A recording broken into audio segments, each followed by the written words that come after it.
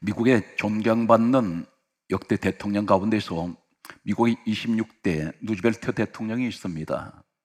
이분은 독실한 기독교 신자입니다. 그런데 이분은 한 가지 장애를 가지고 있습니다. 눈의 시력이 대단히 좋지가 않습니다.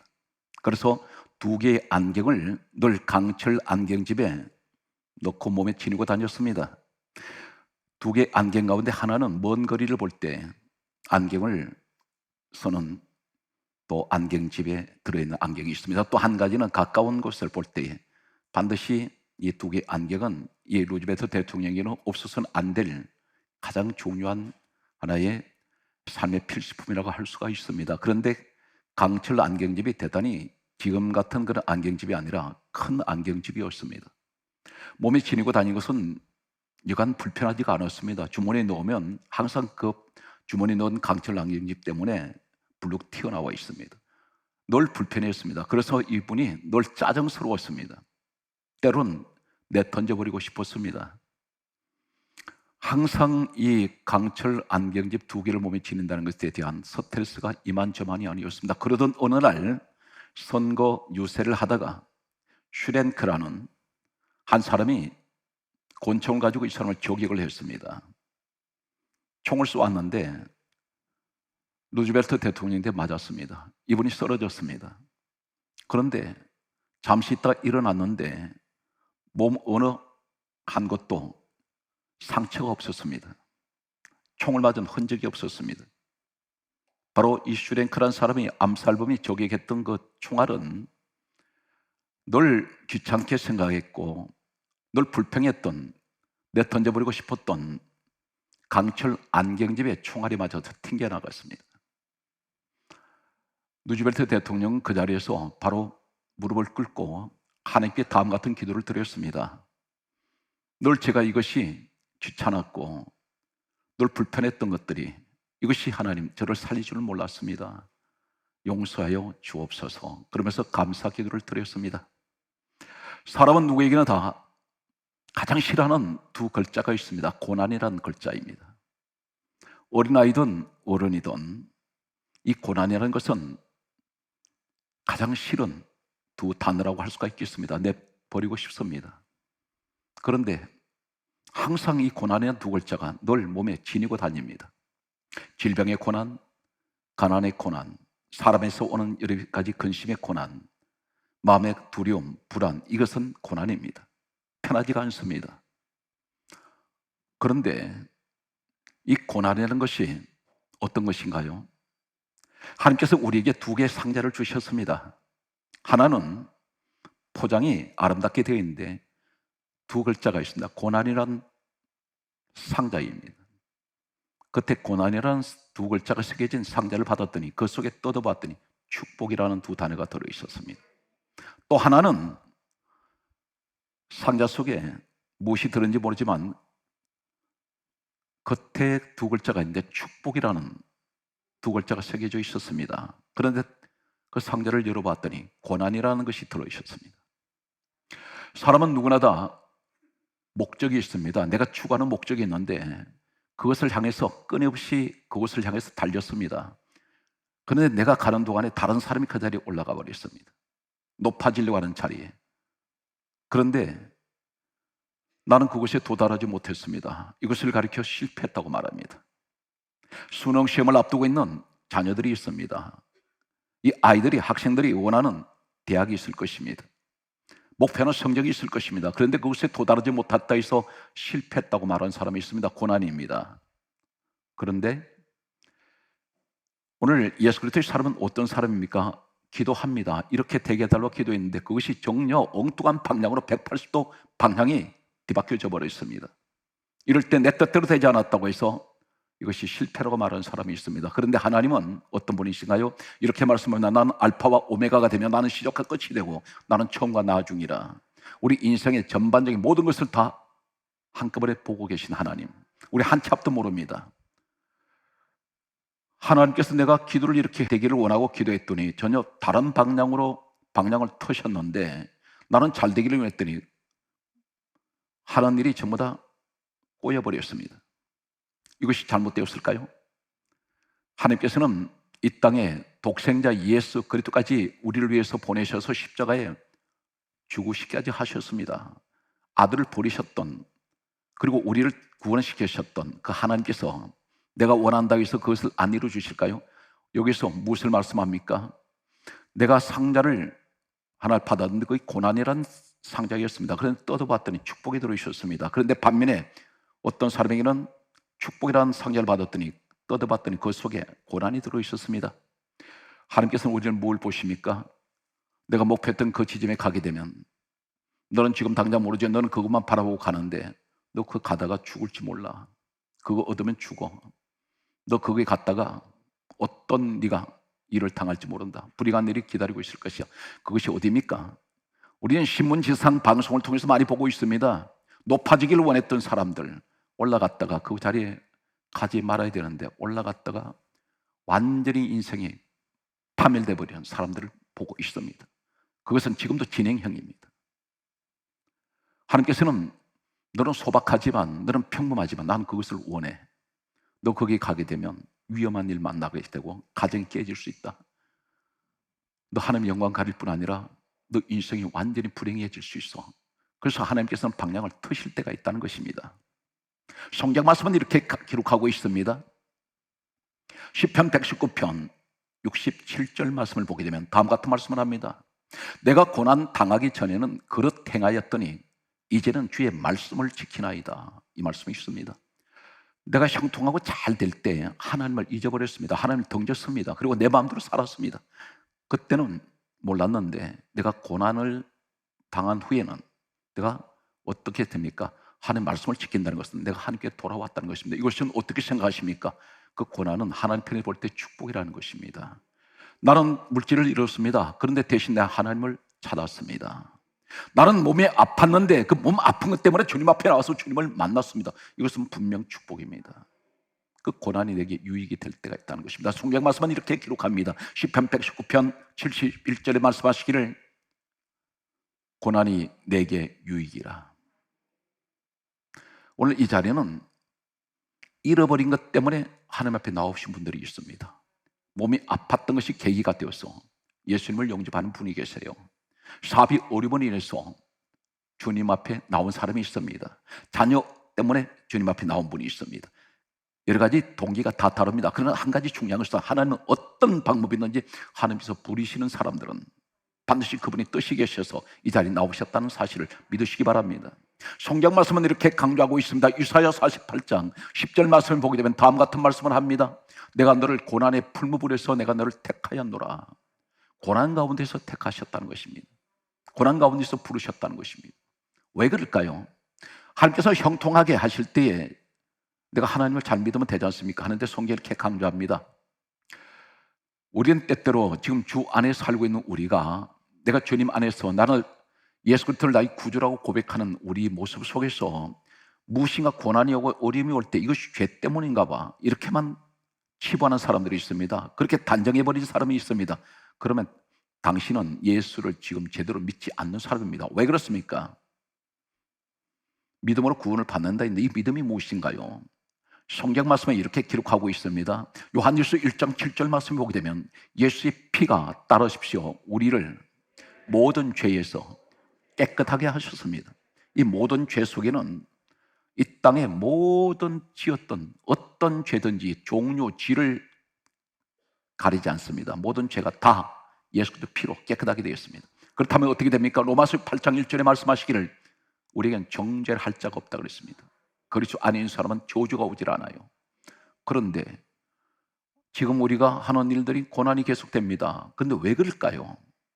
죄 때문에 오는 고난도 있습니다. 그런데 중요한 것은 성경 말씀은 이렇게 기록하고 있습니다. 야고보서 1장 2절에 다음 같은 말씀을 합니다. 형제들아 너희가 여러 가지 시험을 만나거든 이 고난입니다. 여러 가지 고난을 만나거든 온전히 기쁘게 여기라. 이는 너희 믿음의 시련이 인내를 만들어내는 줄 알미라. 인내를 온전히 이루라. 이는 너희로 온전하고 구비하여 조금도 부족함이 없게 해주시기 위하여. 온전하게 하시고 구비하게 하시고 부족함이 없게 해주시기 위해서 무엇입니까? 죄 문제가 아니라 믿음의 시련이 인내를 만들어야 된다는 것입니다. 믿음의 시련이 무엇입니까? 체질이 약한 사람이 있는데 강한 훈련을 통했더니 아주 강한 체력이 되어버렸습니다. 무엇을 말합니까? 내가 너를 택했는데 내가 하나님 보실 때에 너는 이 복을 받을 만한 그릇으로 아직도 약하니 그 믿음을 강하게 만들기 위해서 인내가 필요하다는 것입니다. 사람은 하루아침에 달라지지 않습니다. 계속되는 인내를 통해서 사람이 강한 믿음을 가질 수가 있는데, 그렇게 하면 어떡합니까? 하나님께서 주시고자 하시는 것은 온전하게 하시고 구비하게 하시고 부족함이 없도록 해주시겠다는 것입니다. 이것이 하나님의 고난의 뜻이었습니다. 그런데 우리는 불평하고 있지 않습니까? 오늘 성경 말씀은 계속해서 다음 같은 말씀을 하고 있습니다. 로마서 8장 18절에 하신 말씀이 현재의 고난은 장차 우리에게 나타날 영광에 비교할 수 없도다. 현재 이 고난은 인내하시면 장차 우리에게 나타날 눈으로 보이는 이런 영광에 비교할 수가 없습니다. 고난은 잠깐입니다. 오늘 성경 말씀은 계속해서 다음 같은 말씀을 하고 있습니다. 히브리서 2장 10절의 말씀을 보게 되면 우리 예수님께서 고난을 당하신 것은 우리를 온전하게 하시기 위하여 우리의 모든 죄값은 주님이 다 치르셨습니다. 그때가 언제입니까? 2000년 전입니다.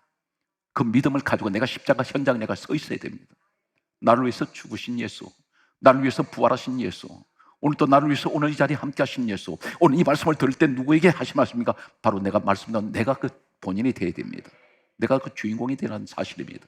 그래서 하나님과 나의 관계가 분명하셔서는 예배 시간이 되시기를 간절하게 소원합니다. 오늘 성경 말씀은 계속해서 우리에게 다음 같은 말씀을 하고 있습니다.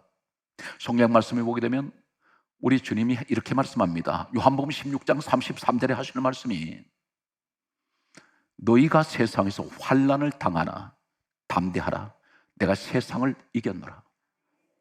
우리 주님이 세상 이기셨다 그랬습니다. 세상 이기신 건 뭘 말합니까? 세상 모든 권세자들, 악한 영들, 모든 죄의 권세 다 이기셨습니다. 우리는 주님 안에 있습니다. 지금 내가 가는 이 길은 이미 우리 주님이 다 이기신 싸움이에요.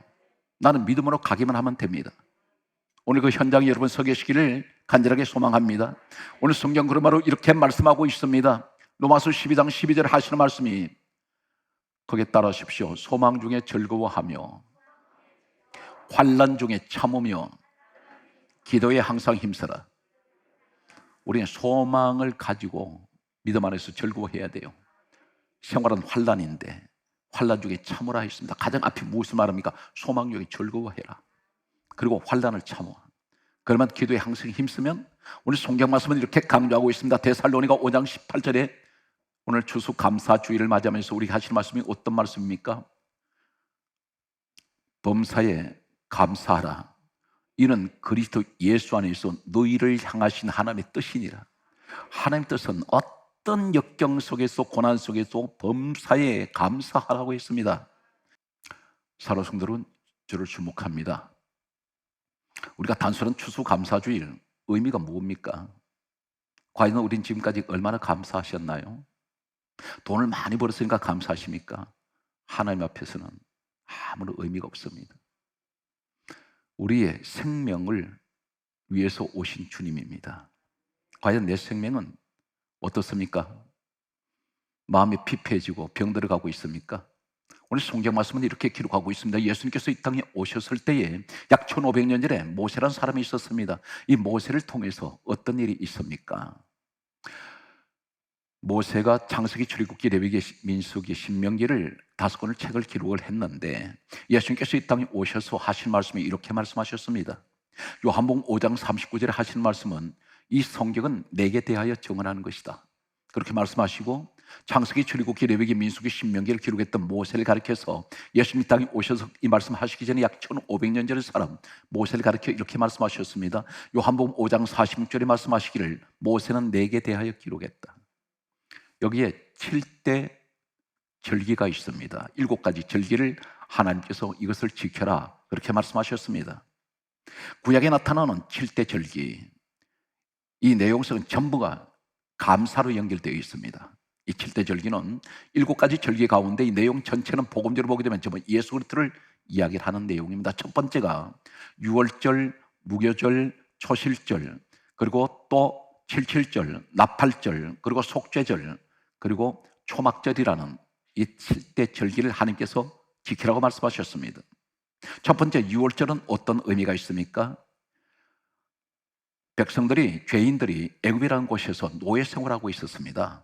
노예 생활하고 있을 때에 이 애굽이라는 곳은 검다는 뜻입니다. 죄악의 도시입니다. 그곳은 하나님을 모르는 사람들이 있었습니다. 우상 숭배하는 자리였습니다. 이곳에서 하나님께서는 어린 양을 죽이시고, 그리고 그 피를 문설주무림하게 바르신 후에 이 사람들을 살려내셨습니다.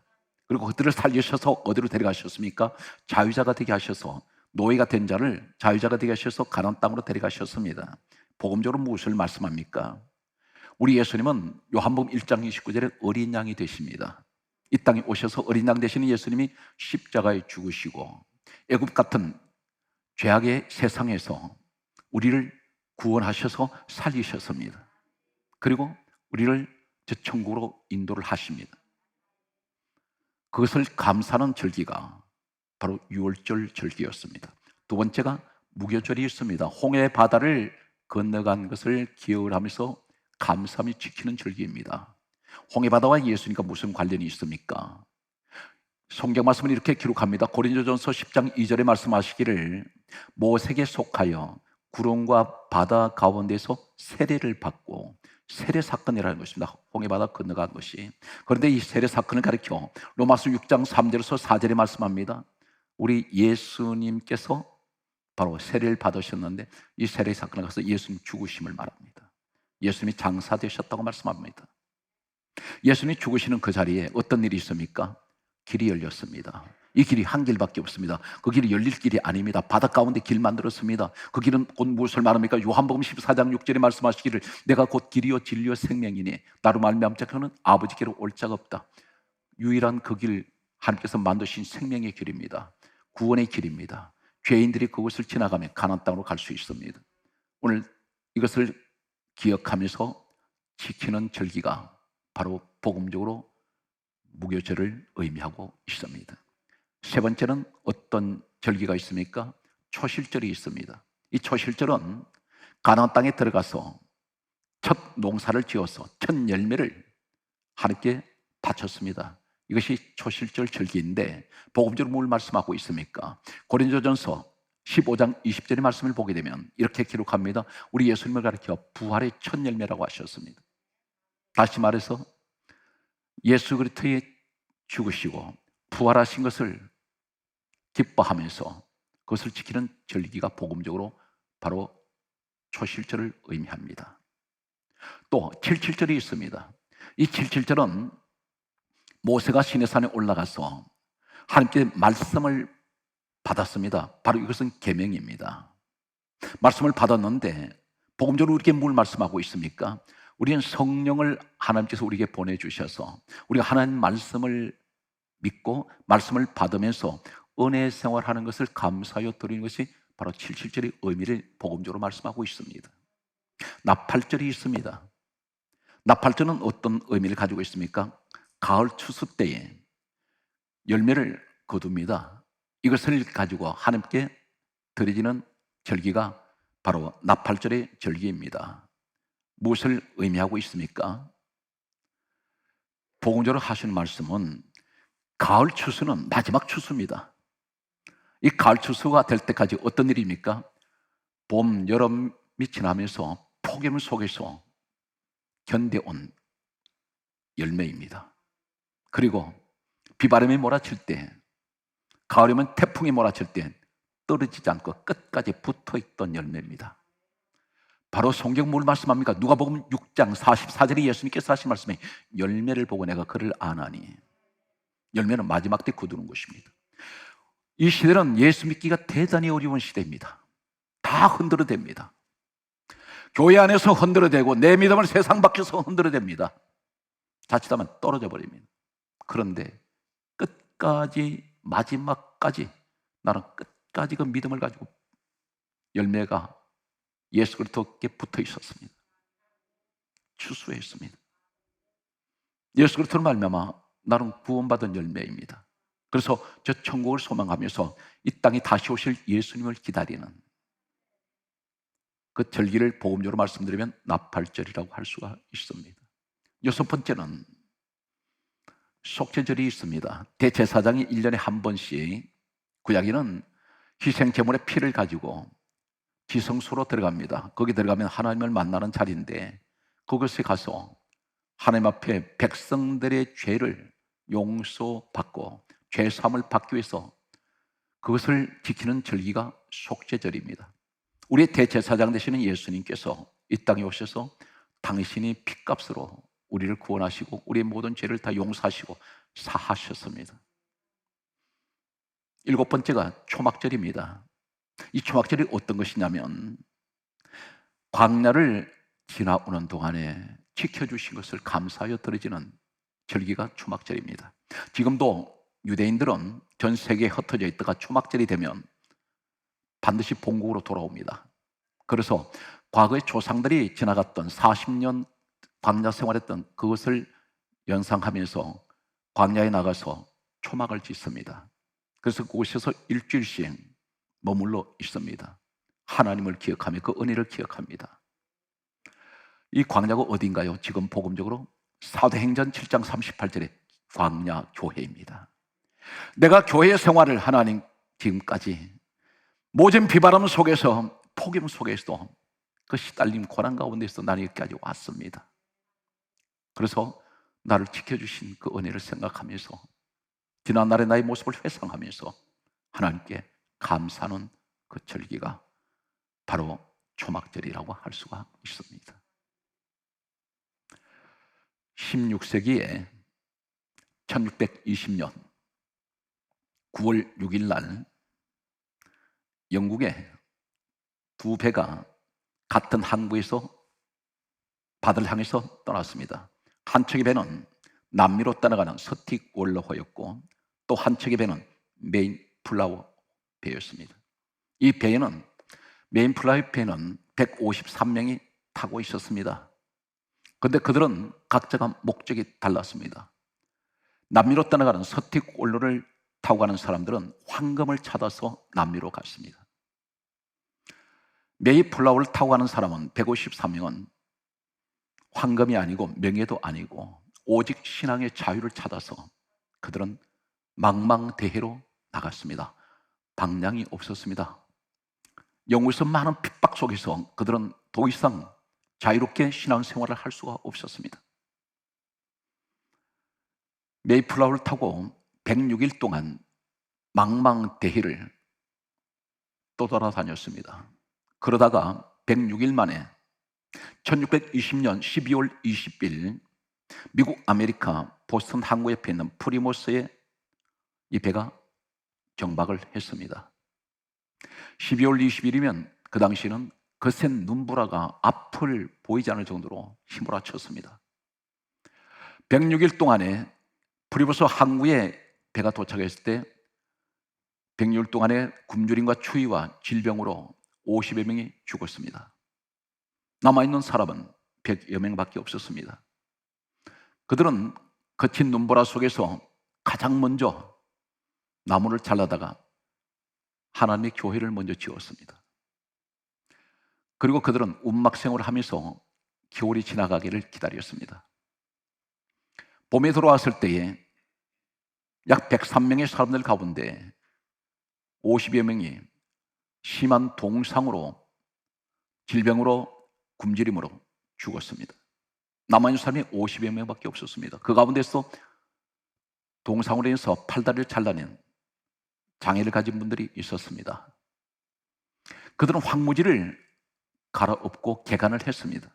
그리고 영국에서 가져온 옥수수씨와 감자씨, 곡식 씨앗을 그 땅에 심었습니다.